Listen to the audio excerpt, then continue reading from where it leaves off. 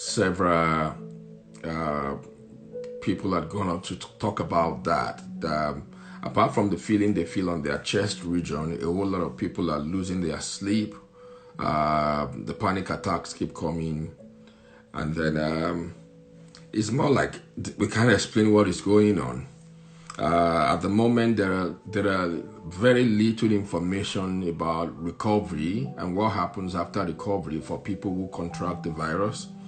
But much more than that, the information that I'll be giving out today, the education we'll be having today, will be dealing with even people who do not have the virus but have symptoms of panic attacks, sleeplessness, people who are dealing with all of those symptoms, anxiety, and then I'll be just providing natural remedies, and these are things that you can do on your own that can help you and then help yourself, help your body in the course of this. One thing I've constantly talked about is the fact that if you do not sleep well, you put your immune system at a very serious risk. And this risk is that your white blood cells are not motivated enough because you cannot produce enough cytokines, which your white blood cells, which is a precursor for your white blood cells to be able to ward off any infection in your system. And so this happens several times. And so it's important for sleeplessness to be dealt with even at this time.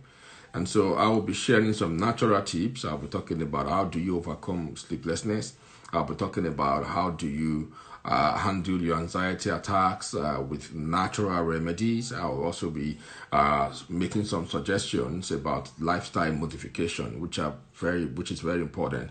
Whatever I do, the suggestions and advices I give are primarily based on diet and lifestyle modification. And then if there are needs for supplementation, I make recommendation for supplementation.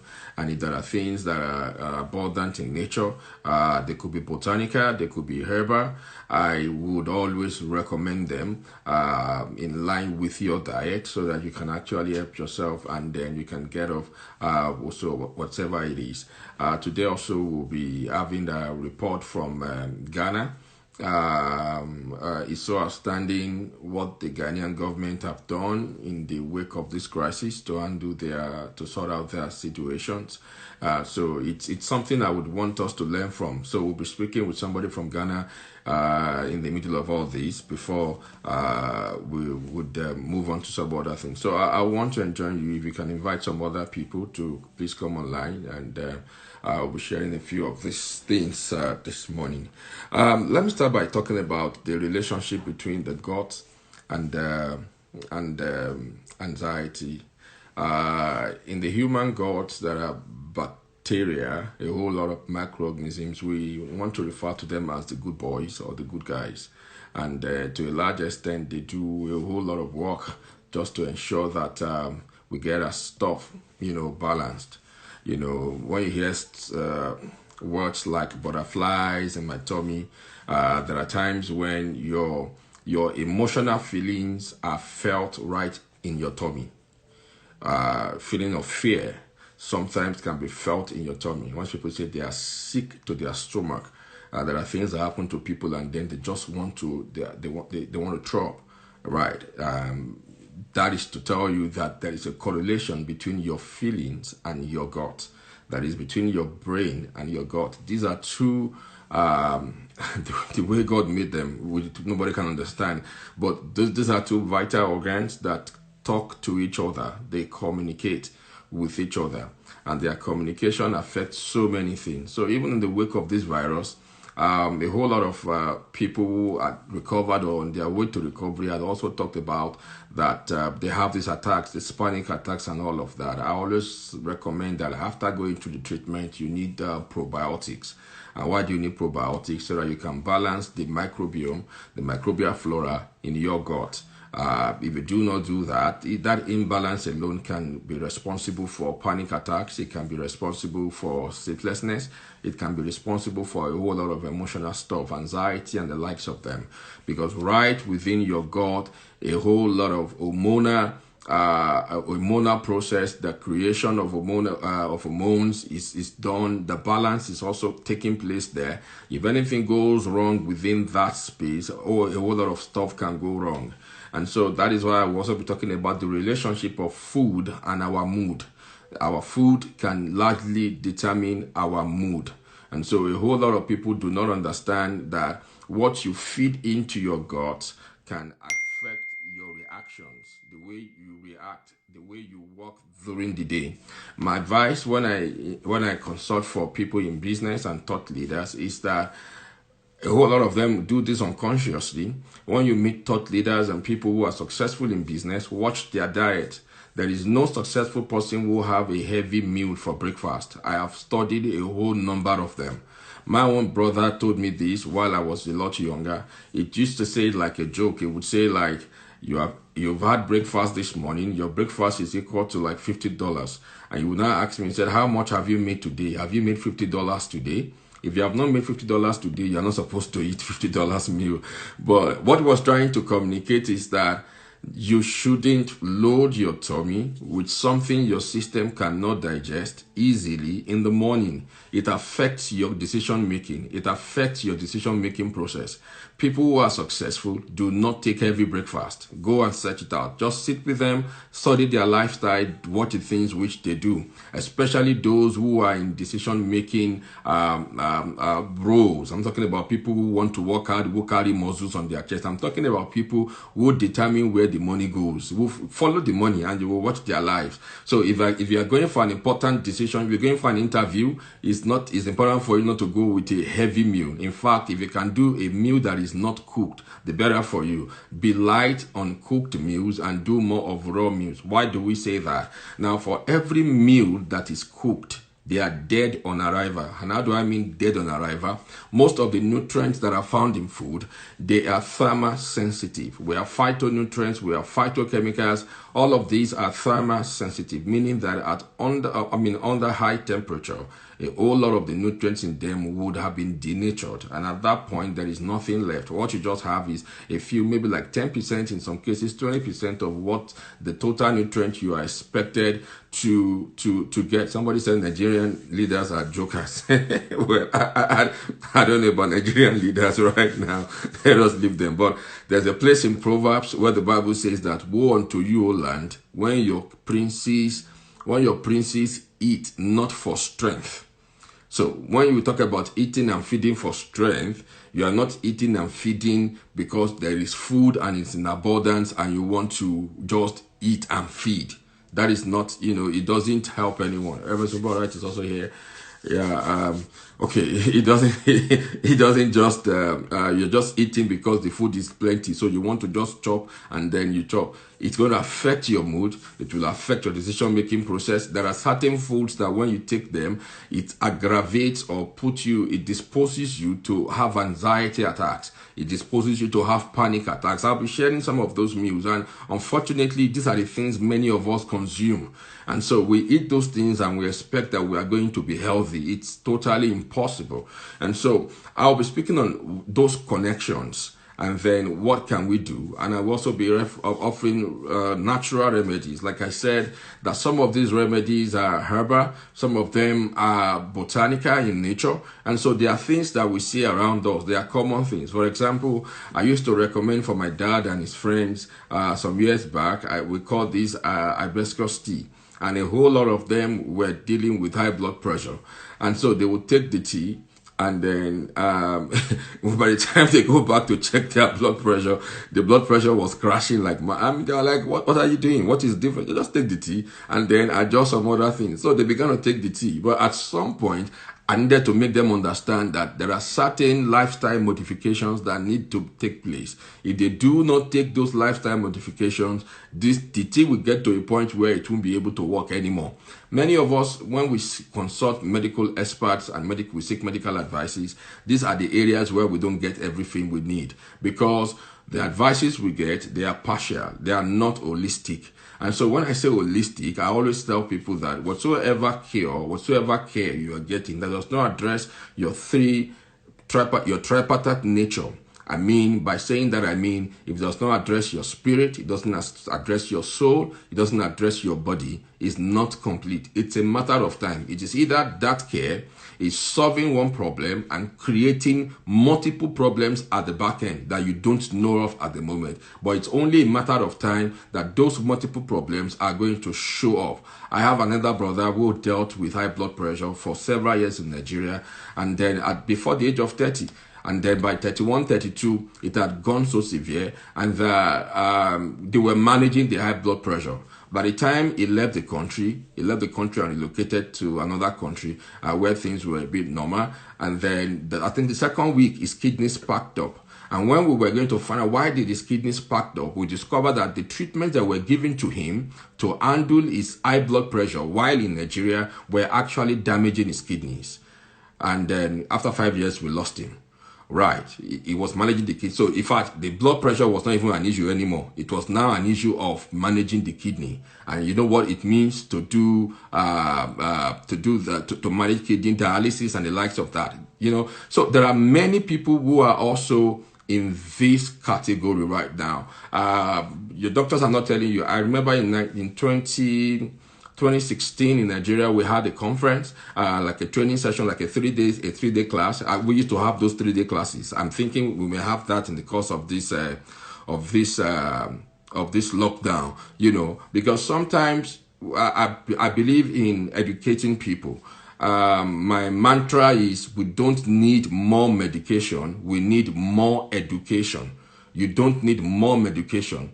No, you don't need more medication. You need more education. When you understand what is going on with your body, when you understand how the things that are surrounding you, how they work, nature, food, your lifestyle, your diet, when you have a proper understanding of how all of these things work, it's going to be easier for you. In fact, you're going to be your own doctor. You wouldn't need to depend largely on someone to get you healthy. You wouldn't need to follow what the newest diet in town. For example, when the keto diet came up, a whole lot of people jumped on the bandwagon of keto diet. Is keto diet okay? Yes, it is. Connection? That is strange. When keto diet came up, a whole lot of people jumped on the bandwagon of keto diet. But for you as a Nigerian or as a black person, I'm speaking to a global audience. I know there are non-Nigerians who are here. There are non-black people who are also watching this morning, and they might also get to view this. But for black people, or for Nigerians specifically, our diet is carbohydrate based. The diet in the Western world, in America, for example, is protein based. Right. So when they introduced keto diet and Americans jumped on the wagon, the question they should have asked themselves was this: our diet has been protein-based all along. So what are we changing? If our diet were protein-based, has been protein-based, and then all of us are growing obese, we are growing fat, and nothing is happening to us, or everything we've done to reduce and manage our weight has not really worked. So what exactly is going to change when we now move to, when they're telling us that it's a protein-based diet that we need to do? The people in Nigeria whose diet primarily has been carbohydrate-based, now they are telling them move from carbohydrate-based diet to protein-based diet. I had people who were told that they have to take 6 boiled eggs every day. I don't know how practical that is going to be for you to swallow 6 boiled eggs a day. But just look at it from the angle of a vehicle. You have a car that is built to run on diesel engine, because that is the whole essence of keto diet. Keto diet is about changing the source of energy that powers your entire system. Now, so in Africa, mainly Nigeria, our system has been powered and fueled by carbohydrates. That is all we know. And it produces glucose, it breaks it down to energy, ATP that we use for energy. Now, we are saying we don't want to use carbohydrate, let us use protein to do that. Now, so what I'm saying in essence is that you have a vehicle that is running on diesel, right? And then all of a sudden you want to change your mind and say, I don't want my vehicle to run on diesel anymore. I want it to run on petrol. Do you just drive to a gas station, and then when you get there, you say, I've changed my mind. My vehicle is not going to run anymore on diesel. It's not going to be running on petrol, and you put petrol into that engine. You're going to knock it off. this is what happens. So there is a need for proper understanding. So people don't understand sometimes. You just hear this is the new diet in town. Everybody is doing it. And I've seen many people who have come back to tell me that, oh, I was on keto, it didn't work for me, my condition got worse but after getting on keto, because you were not properly educated. You only feel it's another medication, you like a pill you are popping, and then you just rush towards it. And that is what happens in most cases. So I want to provide education, because when we get education, it's going to be easy for us to understand what goes on. So people ask me many times, you are not popular. I'm not running a popularity contest. I'm not selling any product. I'm not promoting any service. Whatever we do right now is pro bono. And then if you want to engage my services, then you now talk to me. Then I look at what you want to do, and I place a premium on my time. And whatever I even charge is not even enough for the time. But the point I'm trying to make is that get education. When you get education, whoever is your healthcare provider, it's going to be easy for you to know what they are giving to you and how it affects your system. And you will know whether it's going to work for you. And if it's not working for you, you can tell.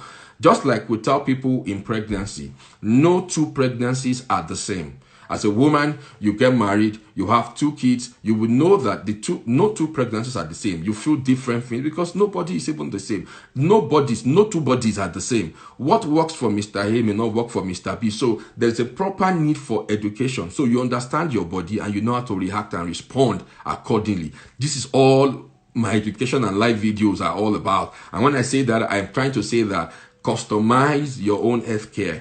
Customize your plan and then work in consonance with it. Now, let me say this. Sleep is so important. Like I said at the beginning, that when you do not sleep adequately, your immune health is compromised. You place your immunity in a position to be compromised. And once your immunity is compromised, you are susceptible. Not only are you susceptible, you become vulnerable. If anything flies by, it's likely you're going to catch it. If there is a flu around, you will catch it. If you are bitten by a mosquito and it carries the Plasmodium falciparum, which is a parasite that transfers malaria, you are going to get it. Other people around you may not catch it, but you get it. And people talk about my immune health is low, there is a need for a boost. There is a need for a boost, but the number one natural thing which you have to do is to get your sleep right. Our response to sleep, because of lack of education, is so poor in most cases. A whole lot of us do not understand what sleep is. And so we just think it's just a normal thing we do. I always tell everybody this, that there are 2 things that decreases with age. As we age, these 2 functions in our body decreases. The first one is our digestive function, the way you digest food. Again, that takes me to the fact of what happens in your guts and how your guts can actually affect your mood, right? So the first thing is our digestive function. The second thing is our sleep function. That is our ability to sleep. Now, babies have just 4 things they do. 4 things. Babies sleep, they eat, they feed. Number 3, they poo. And number 4, they cry. Every other thing that you think babies do are your own problem. They don't care. Those are the 4 things they do. And when it comes to sleep, while they're in the womb, they sleep a whole lot of the time. So when they come out of the womb, there's nothing else they want to do. They sleep. And because the umbilical cord that was supplying and taking out the food and waste, has been taken out. So when they are now, what they'll be giving birth to, they need to tell you that I am hungry. That is why they cry. That is one of the main ways to express that they need food. They cry, right? And so, but as babies begin to grow, at the first year, second year, third year, you take them to school. Now, most schools, good schools, will tell you that they have nap time because they know that there is no child under that age, no toddler, will be able to survive or stay awake for 8 hours. They don't have that kind of, because the hormone that is responsible for sleep within them is still very, very active. So they sleep more. Even up to the age of 7, 8, they have nap time in schools because they need to sleep. You can't keep them awake for 9 hours, like we do in our own country, So, and then as they grow up, they begin to stay awake and be more alert the more. And then as we grow up, you enter your teenage years, you now stay awake for 9 hours. There is no need to sleep. You can stay and watch TV, watch your cartoons and do all of that. But it gets to a point that you are approaching the age of 35, 40, that when you sleep and somebody interrupts your sleep, it is difficult for you to go back to sleep. That is a phase. Another phase is when you get age 50, 55, that to even sleep, to initiate the sleep process, requires certain help and certain aid, that it becomes so difficult for many people at that age to sleep. The reason is that the functionality of sleep, it decreases with age. So it has decreased. So there is a need for you to be tactical and approach the way you sleep in a different way. Number one, your bedroom should be seen as your sanctuary. I can say this over and over again. There are many people who do not even know what to invest in. There are many people who do not even understand. You just think every mattress is a mattress and you just go and buy it and then put it on your bed. Some people don't even know the difference. Some people don't care. You just buy one and just put them, then they are sleeping. And then after some months, they just discover that sleep has left them. They can't sleep because of the way they have treated their bedroom. Your bedroom should be a sanctuary, a place, a hiding place for you, a place where you resort, a place where you retreat. That is what your bedroom should be to you. And I tell people that 2 things only should take place in your bedroom: sleep, and if you are married, sex. That is your problem. I'm not here to preach to you. Have sex before marriage, have sex after marriage. But those are the 2 things that should take place in anybody's bedroom. And if you know that the sanctuarity, the sanctity of sex even makes it a sanctuary. So you know that where you sleep, wherever you sleep within that confine should be special to you. It all boils down to what sleep is to you. There are people that come into your bedroom and you sleep with them in your bedroom and your peace will leave you. So, because sex is also a spiritual exchange, right? So, what I'm trying to say again buttresses that fact that your bedroom should be your sanctuary, should be holy unto you in whatever way, in whatever language or whatever that means to you. So, it's not just any place in your room. I have found people who do not have respect for their bedroom. When people come to visit them from the living room, their guests are coming into their bedroom. Sometimes I don't understand it. And there are people too who comes to visit you and they are walking into your bedroom. That your bedroom is not for everybody. It's your sanctuary. And when you understand the word sanctuary, you will know that it's not a place that everybody just goes into and walks into. You know, many people don't even, we grew up in some cultures that are terrible. Terrible in the sense that where we sleep doesn't have any respect. There are mothers-in-law who find it convenient to just jump into the bedroom of their marital bed, of their kids, of their children. Where is that coming from? The living room is the place for guests, not the bedroom. This happens all the time. And some people entertain their guests in their bedroom. It's bad. It could affect the way you sleep. So if nobody has ever told you that today, you are hearing it from me, that it can affect the way you sleep. So your bedroom should be your sanctuary. Now, and I said 2 things only should happen in your bedroom: sleep and sex. Seriously. Any other thing you are doing in your bedroom can impact the way you sleep. Right? Some people have turned their bedroom to their library. Your bedroom can't be your library. Your bedroom cannot be your study. Right? Try to separate the 2. Excuse me. Right? Try to separate the 2 functions. Whatever else you are doing in your bedroom that is not sleep related, take it out. Number 2 is the fact that your bedroom should not be a gadget room. I was sharing about 2 weeks ago, and I told you the fact that there are certain radiations coming even from our phones. Your phones are not what you sleep with. I've had people who had called me 2 a.m., 3 a.m., my own time here, and they expect me to pick the call at 2 a.m. and 3 a.m. Why should I pick the call at 2 a.m. and 3 a.m.? Am I sleeping in the living room? Who told you my phone sleeps beside me? All right? Your phone should not sleep beside you. Leave your phone in the living room to charge. When you're coming into your bedroom, make sure all the gadgets are gone. If you want to overcome sleeplessness, no gadgets. As a matter of fact, if there's anything that should be in your bedroom, no TV. Apart from your cooling system, your bed. Make it a free space. Make it creative. It is to help your life. It makes life different. I mean, it makes life easy for you. It makes it comfortable for you. If you read, some people like to read and they carry their books to bed, right? When you keep doing that over time, what you are training your brain to understand is that when you go to bed, it's not time to sleep. It is time to study.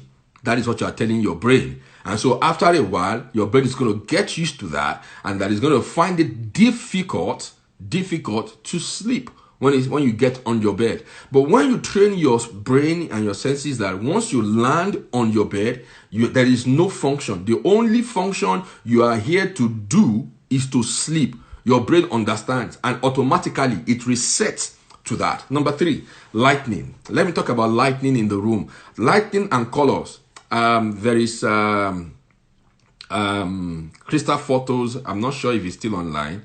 Yeah, I saw him join. I'm not sure whether he's still here. If you are here, please just wave. Crystal Photos is a professional when it comes to photography, because they understand colors, although they might interpret colors in a very different way from artists and all of that. Now, I have seen people who paint their bedrooms in some colors. Thank you, sir. All right. Yeah, who paint their bedrooms in the colors of their bedroom is such color that cannot. Thank you so much. All right. I just want to confirm the things I want to say right now. The colors in their bedroom may be good for the aesthetics, but it might not be good for the brain to be cool to sleep. There are people who are fighting sleeplessness and they have all manner of lights around them. In fact, there are people that cannot even sleep. They have to double the blindness in their room, meaning that after putting out all the light, they still need to use blindfolds and put on their faces so that they can sleep, on their eyes, so that they can sleep. If they do not do this, sleep will not come, right? And so for you to be able to sleep properly, take out all the lights. Your bedroom does not need all the bright and beautiful colors. I know ladies who want royal purple, mint, all these Nigerian colors that we call for Ashwebi, mint purple, mint green, and all like green is green. Which one is mint green again? All right, I'm that's just on a very lighter mood, So all these are things people put together in their rooms. The room is so colorful. If it's too colorful, it's certain that the brain will not be able to access sleep, because the brain will be trying to process the colors. Our brains are also very attractive to colors. Our brain reacts to colors. Our brains respond to colors. That is why, this advice I'm giving right now for bedroom, for living rooms, and for the room where the kids also play, where your kids play, the colors must be bright, because their brain is in a developmental state, and at that stage, they need bright colors. Take out the light. Your bedroom should not be too bright and the colors are so bright like you are Alice in Wonderland. I know that feel. You want to wake up and be in Wonderland. So you do not need those kind of stuff for your bedroom. Yeah, our brain, they react to colors a whole lot. Right. And number 4 is the fact that, okay, I have said that prioritize your relationship with sleep. Make your bedroom your sanctuary. And prioritizing your relationship with sleep is like you courting someone, like you are dating. You are going on a date, right? Make your time of sleep special. How do you make it special? Make it consistent. Clear out your schedule and ensure that you have a consistent sleep pattern. How do I mean? Don't be zigzag. Today you are in bed, it's 10 o'clock. Tomorrow it is 12. Another day it is 7. You are distorting your circadian rhythm when you keep doing that. It becomes so difficult for your body to understand when to go to bed and when to wake up from bed. You remember our kids, even our kids, that is the way, you see, kids that will do well in life, it's not a question of gifting, right? It's more about nurture. It's not about what nature has bestowed on a kid, on a child. It's about how largely about how a child is nurtured. When you train a child on when to go to bed, you are seeing that child a sense of discipline. That sense of discipline will make him outstanding and at last gifted children later on in life. As they are in primary school right now, that child may be an average child. And the best kids who are in class who lack discipline. And by the time they get to university, you will see that average child who has discipline will begin to outshine the gifted child that has no discipline. And what do I mean a gifted child without discipline? You know, there are many kids right now, their parents load them with gadgets. They have iPhone, they have iPad, they have PS3, they have PS4, they have Xbox. They have so many gadgets to play with that there is no boundary. They are on their phone. I've seen a 4-year-old girl who sleeps with an iPad, and 3 a.m. she's still on the iPad. She's not sleeping. She can't even sleep regularly. And I'm wondering, by the time this girl gets to start proper school, how is she going to cope? How do you want to now tell her that, look, this is time for you to have your assignment. This is time for your study. This is time for you to do your homework. Already a foundation of an indisciplined life has been laid for that child. And the child begins to grow that way. But when you have kids who are told when to sleep, you will discover that it becomes a pattern for them. That even as they grow old and grow up and grow out of your house in life, they define the way they live their lives around those patterns. That, okay, by 10 o'clock, it is light out. Maybe when they were much younger, it is 8 o'clock. 8 o'clock, light out. Everybody goes to bed. And so they have to wake up by 6 a.m. in the morning. You parents, you know how hard it is to wake them up by 6 o'clock. Or by 5 o'clock in the morning. They are yawning. They want more sleep. You know, so wise parents know, get them to bed early so that they can wake up early and they are ready for school. But it's not everybody who do this. Now, so even as adults, you can still retrain yourself. And that was why I said, prioritize your relationship with sleep.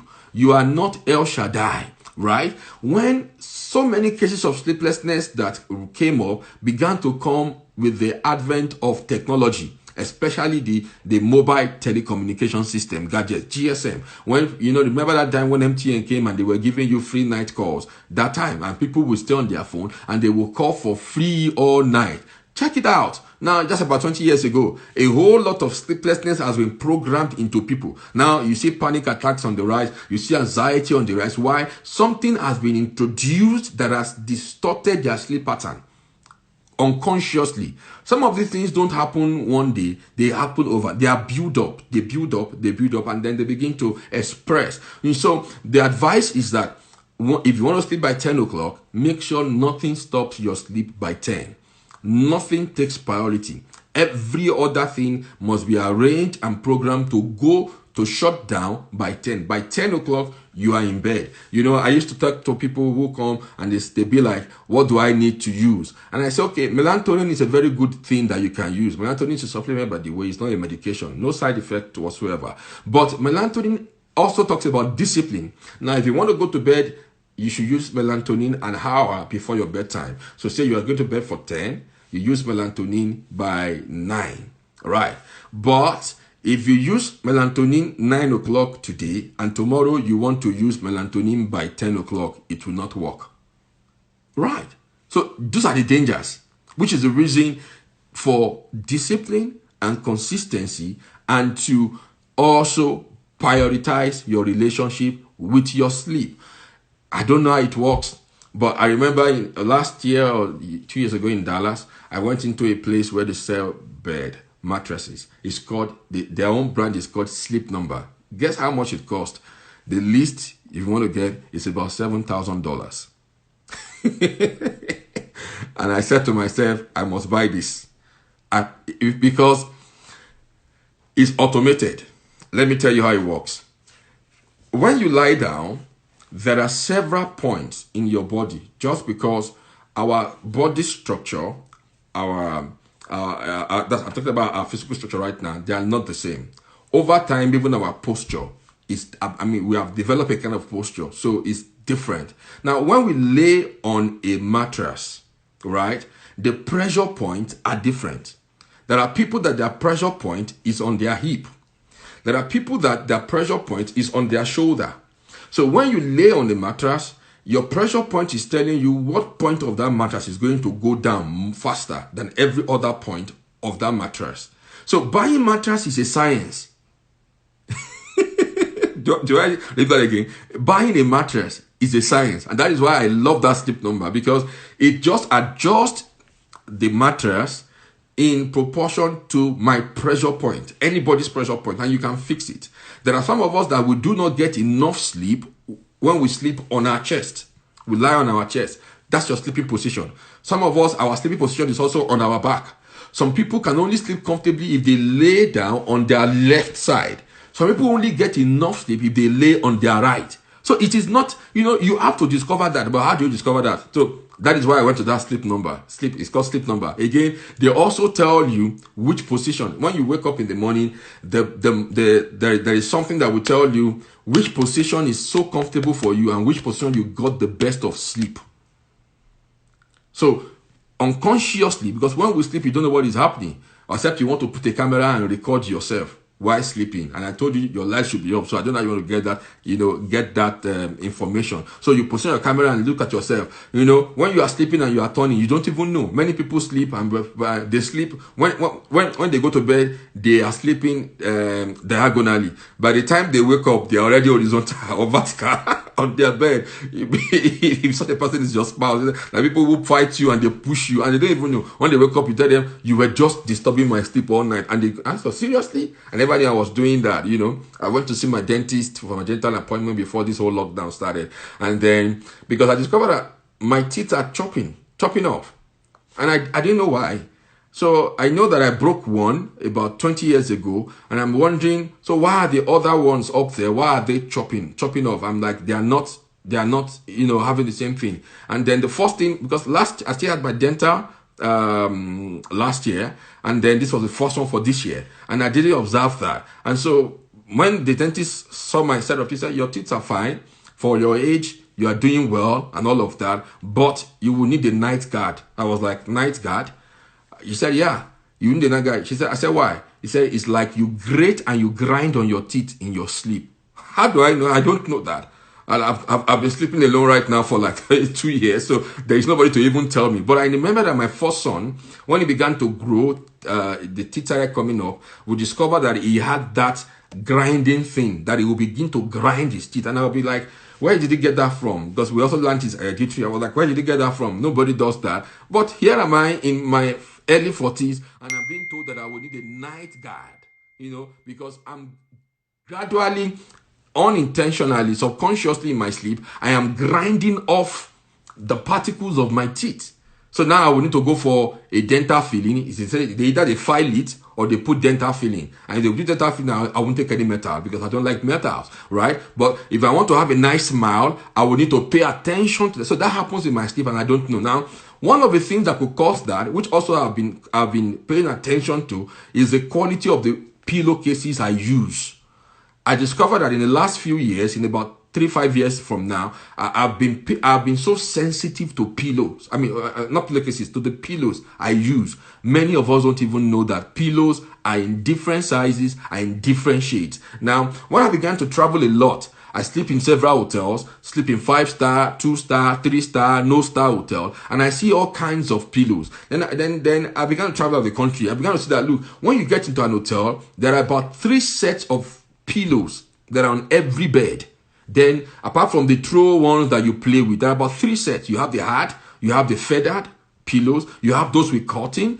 These are all to help you pick one of them that is comfortable for your neck and for your head. Because when you are not comfortable, it's obvious that certain things are going on your neck region and your neck area.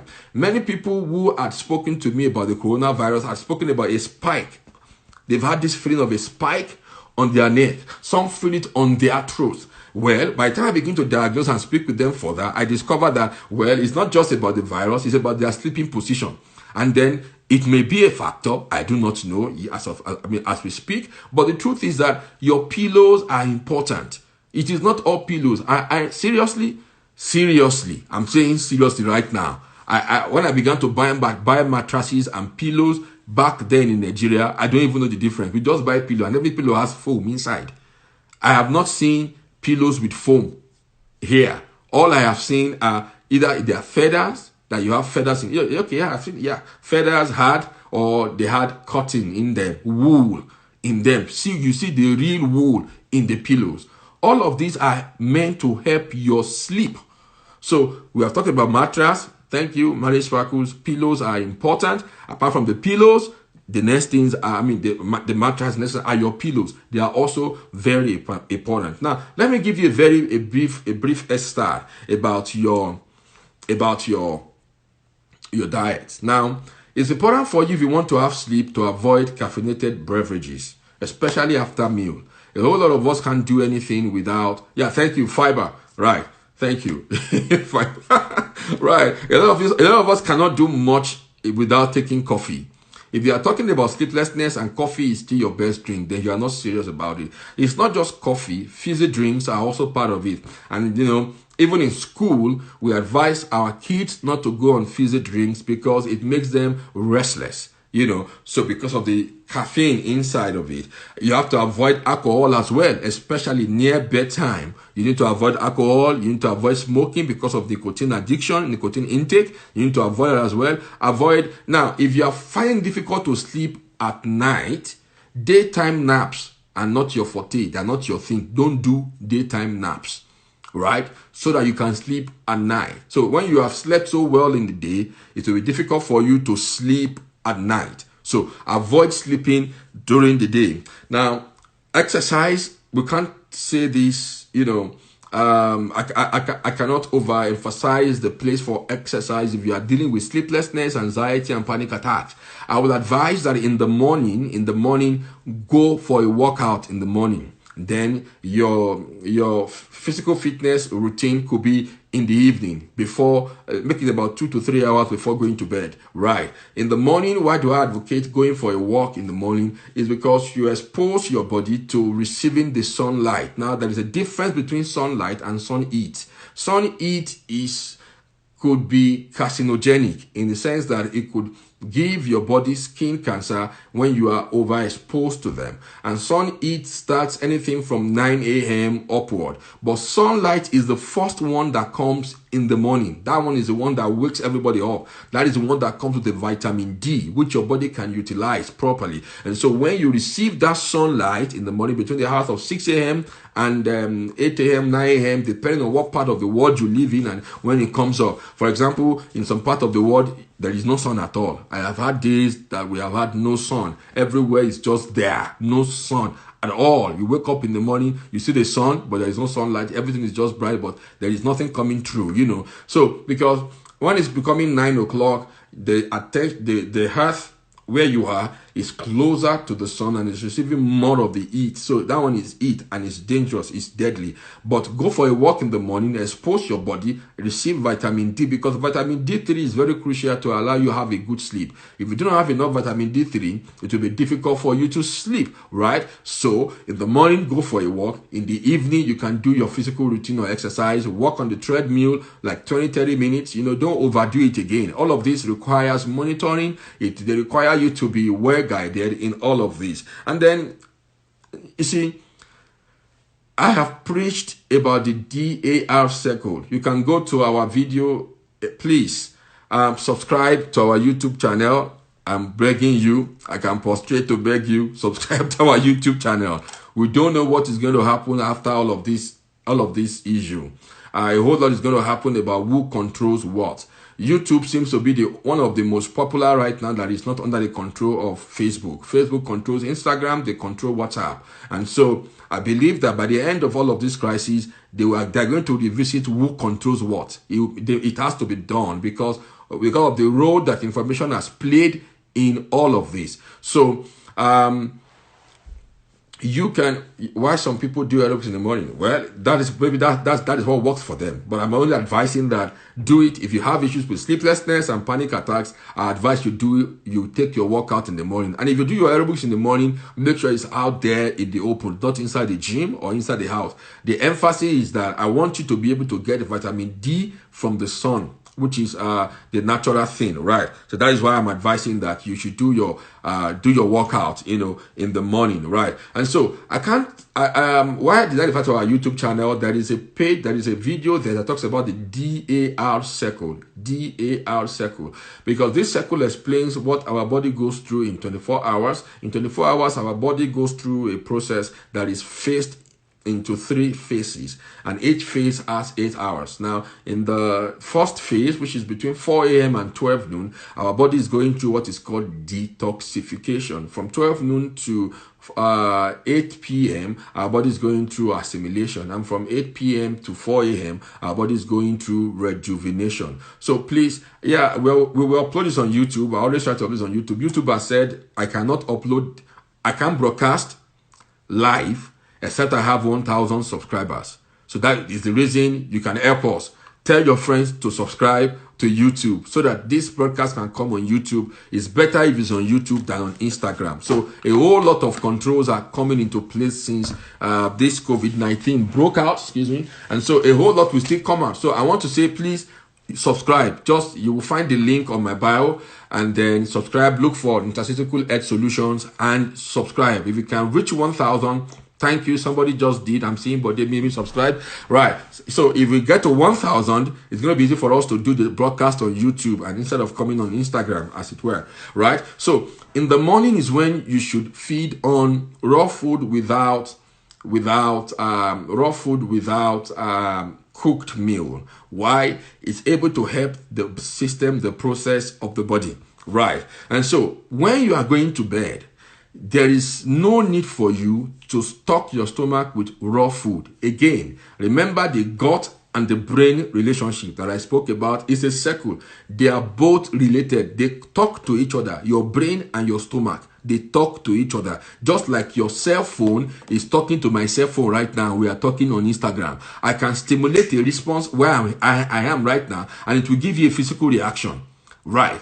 We are communicating. It's the same way your gut talk with your brain. It's the same way what you eat have a way of interpreting your moods or determining your moods. Your brain can interpret, your brain can express moods based on the things you have in your stomach. And so that's why I have listed some things for you to avoid. And then the time you eat is also important. So you cannot go to bed when you've just had a meal 1 hour before.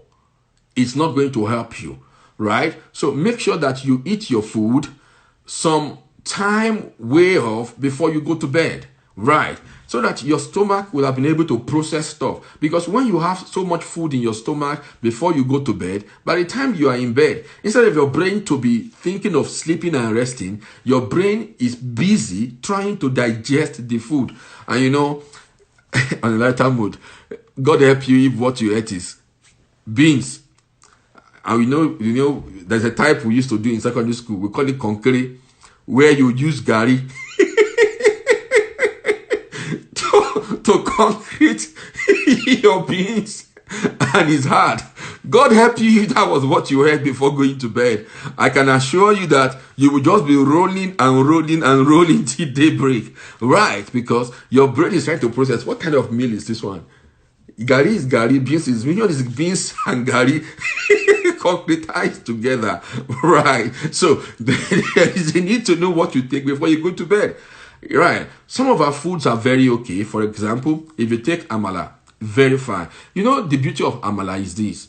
Amala is even prescribed for toddlers or babies who are being weaned. Why? It is mostly water. If you have kids who bed wet, amala is not the best food for them to take to bed because they are going to wee. Amala is mostly water. There's a lot of water in amala. Same thing with ogi, akamu, pap. Right. So, but it's good for you as an adult if you can control your, then just go to the bathroom before you sleep so that it is not we that will wake you up and interrupt your sleep. That's also very important. Empty your bowels, empty your bladder some minutes before you go to bed. Just don't go to bed without emptying your bowels and your bladder. It's not the best. Just sit on the toilet stuff. Make it a routine. You see, live your life intentionally. If you can live your life intentionally, a whole lot of problems will be solved. But when you live your life haphazardly, or you allow the things of life that surround you to control what you do, it's going to be difficult for you to maintain a good health. Right. So amala is very good. It's light. So take that 1 hour before you go to sleep. Your sleep will be very peaceful. If you are the type who wake up at night to pray, you discover that when you wake up at night to pray, your spirit is light. Your body is light. Now, food is spiritual. I was discussing this over the week with a family. I said, food is spiritual. You may not believe it, But food is not. It's not just a plate of table put on your. I mean, a plate put on your desk. Food is spiritual, and for people who understand the spirituality behind food, you know that it's not just you just eating and putting things in your stomach. Ask Daniel, Shadrach, Meshach, and Abednego. They will tell you that food is spiritual. Ask John the Baptist. They will tell you that food is spiritual. Ask Elijah when he was fed with food and he went in the strength of that food for 40 days and 40 nights. They will know that food is spiritual. Why did God make the Holy Communion? We are now doing Easter, right? And Jesus said, do this after me. As often as you do this, you do it in remembrance of me. Why will God put the remembrance of Jesus in a food, in a meal?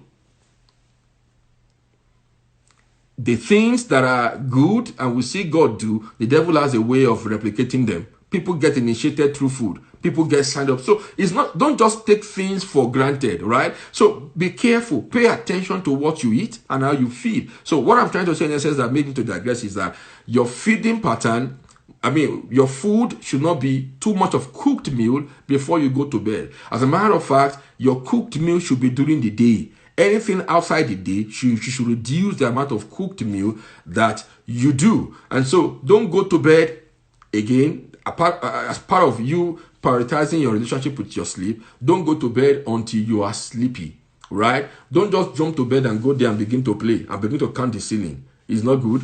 Stay in your living room, watch all you want to watch. The moment you are dozing, whine, get up, walk into bed and sleep. It's going to tell your brain that is how to sleep. But again, like I said, it's not the best for you, right, to have gadgets, to have TV in your bedroom. Sometimes it's inevitable. Probably you live in one room and then you don't have another room and you have your TV there. Then know when to turn it off and make sure you are disciplined enough to turn it off, right? And do that, okay? Right. I've spoken about removing all the gadgets. You know, you don't make your room too wired. There are so many radiations. There are so many connectivity going on around the room. That alone can affect the way you sleep, right? Then I want to also advise that you practice meditation. You could do yoga. You could do any meditation that works for you. For me, my meditation is reading the book of Psalms. So I have it on my playlist and I want to play it. And then while playing it, I drift off. So that is one gadget I have. Something that will play the book of Psalms to me on repeat. And it keeps playing it and it keeps playing it. And then as it plays it, my heart is reassured. There are times I want to take a pause and meditate on what that Psalm had just said. So it helps me to relax. It calms me, because it tells me that there is nothing happening to me that is not common.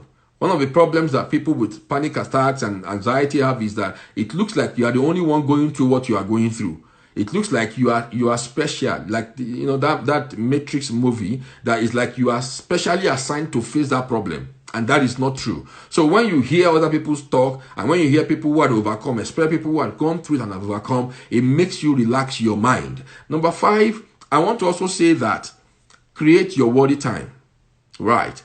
It could be before you go to bed. Create a time for worry, right? Bible says that which of you who wants to build a tower will not first sit down and take a thought whether he's able to do it or not. That could be worry. That could be like taking concern. And we don't want to call it worry, but sit down and kind of analyze what are the areas of my life that is giving me sleeplessness. You may want to go in with a pen. Make sure nobody's around. You are not distracted. Itemize those things. Write them down. Keep a journal. All right, these are the things. Are they financial? List them. How do we combat them? If you cannot combat, just leave them the way they are. Things will resolve themselves. Money will come. People will forgive you of your debt. It's just normal. Create that time. You need it.